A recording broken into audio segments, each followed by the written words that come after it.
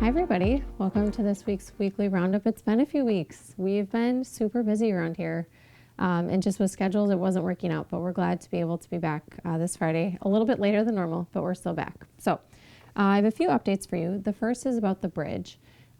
We have been working, as you probably can tell, on the side of the bridge that's near the Masonic Temple building where Blue Butterfly is located.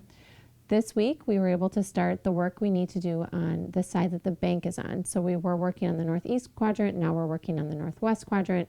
The good news here is everything, I feel like knocking on like every piece of wood possible. Everything is going well. We've had some things come up, but we've been able to manage those without affecting the timeline. So the long and short is the work that the city needs to be doing is progressing well. We also, in this last few weeks, got word from the state that they did indeed put the bridge project out for bid, which is a huge milestone for us. We won't know if the bridge is going to for sure be done for a couple more weeks. They will have that bid window open, and then assuming that the bids come in within their budget and everything works out with the contractors and timing, we're hopeful still that we'll be able to finish our work and pretty quickly kind of dovetail into the state's bridge project. But I can't say that for sure for a couple more weeks. So we'll keep you updated. But all in all, for the history this bridge has presented to us, these last couple of months have actually gone fairly well. So more to come. Other big picture news is the fire station. So we are complete with fire station design. We had our 100% design meeting on Monday. There's still some small tweaks that'll happen, of course, over time as any construction project does, but the bulk of that design work is done, and our plan is that the project will go out for bid on Monday. So just a few days from now, the bid will be out on the street, and so we're really exciting. This is a really exciting time. Just happy to be able to hit this milestone. Again, those bids will have to come in within budget before we know for sure when the project will start, but things are looking good there too. Next week, we have some pretty big city meetings. So I wanted to touch base on two in particular. One is Public Works, pointing that one out because that's the meeting where all of our annual street work and the contracts associated with that work are approved. No one probably cares as much in the city about the contracts as they do the streets. So if you're interested to know which streets are planned for work in 2024, this meeting is one for you. We have some seal coating and resurfacing, so some maintenance work, patching, and then we also have full reconstructions.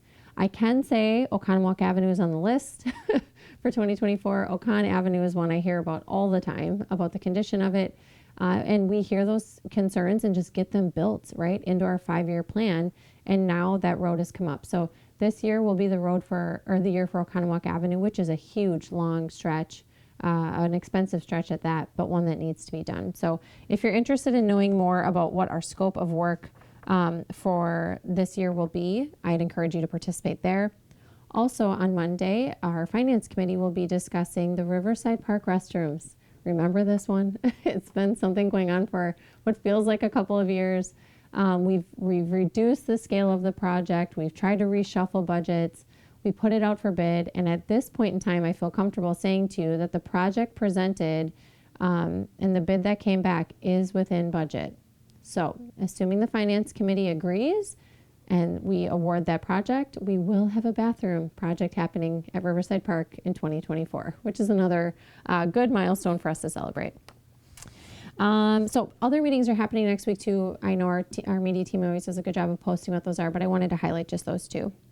The RDA has a loan program out right now that I wanted to mention. So our Common Council, when we received our ARPA money, which was just about $2.4 million, we put together a plan of a variety of different ways we wanted to mobilize that money. And one of really the overarching items was that we wouldn't just invest this money in a one-time and done expense. It would be in something that was a one-time expense but had impacts for years to come. And one of the places we did that was we allocated $100,000 to a housing rehabilitation grant program. The RDA is running that grant. The program is open right now for application, which is why I wanted to mention this. So it provides a one-time grant based on a sliding scale to all housing units located within the city of Watertown that are eligible to apply. So all of the housing units are eligible to apply, but obviously not all will receive an application or an award. The maximum grant is $10,000. And it does require property owners to contribute a match as well. The goal really here is to repair our existing housing stock. You guys know we've been dialed in on housing for a long time, but we want to make sure we're not just trying to get new housing, but that we're also maintaining the existing housing stock that we have. So things like physical repairs to existing homes include roofs, porches, exterior paint, windows, doors, power service upgrades, so those panel upgrades, things that really will allow our existing housing stock to increase in value and just be able to maintain over time. So you can go to the RDA's website to get application materials, just encouraging people to apply before those funds are gone. On the Park and Rec front, it is that time of year. We're swinging into summer and spring, so we're registering for soccer, baseball, and softball. We did put up some nets at the tennis courts at BQ, not at Riverside Park, but we do have some up at BQ, and we're going to be monitoring the weather and the ground conditions, obviously, to keep that open. But if the weather maintains itself, we should be able to keep those courts open at BQ. We are starting to plan for spring break, so just keep an eye if you're going to be in town for spring break. We're going to try to have some activities between Park and Rec and the library for you. I know bingo's already out for advertisement, and I know others are coming. And I wanted to highlight something new that we're doing. So we are doing on the first and third Wednesday of the month. This is when there's that earlier release day on Wednesdays at 2. We are doing Adventure Arena. So this is March through May. You can drop in or you can participate every first and third Wednesday. They are just doing some after school fun and games. So it's kind of like an open gym concept where we'll have different activities for kids and caregivers to drop in and play. Giant Jenga, Gaga Ball, Dodgeball, just a variety of different activities. We will have a staff person there, but we are asking caregivers to stay on site and participate. I mean, why not? So on the non-youth front, we are advertising right now for senior fitness, the kick and hit class, and yoga. I also wanted to mention we've had a senior care fair for I think 2 years, and the next one is coming up, I believe, in May.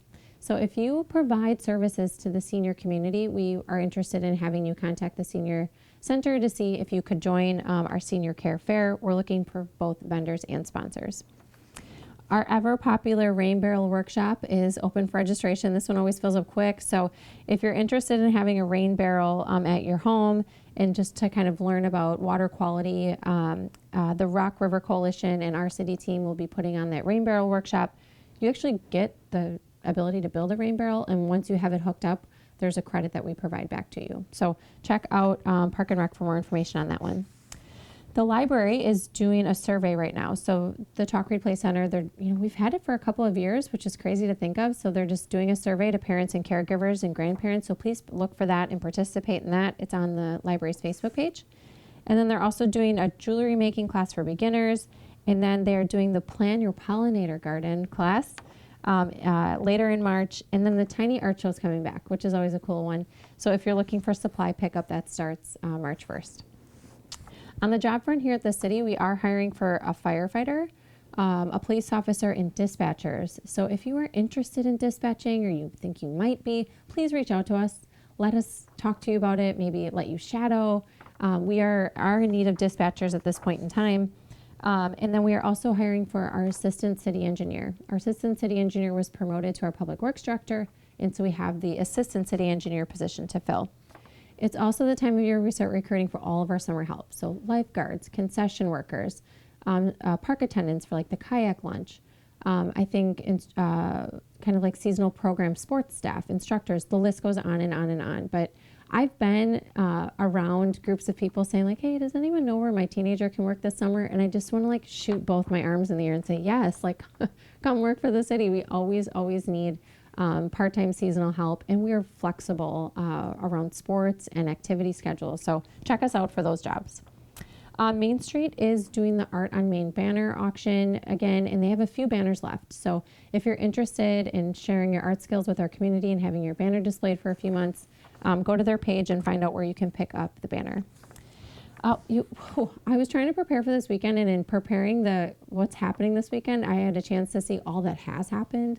I mean, we've had large fundraisers, spaghetti dinners, concerts. There's been just a ton of events going on. And with all of those events, this weekend is actually a little quieter. So I thought it's a good weekend to just enjoy our outdoor park system. The weather should improve a little bit. After it gets cold, it should get warm. Or just go to our restaurants and businesses. It's just a great opportunity to enjoy the community and everything we have to offer. So have a good weekend. We'll see you back next week.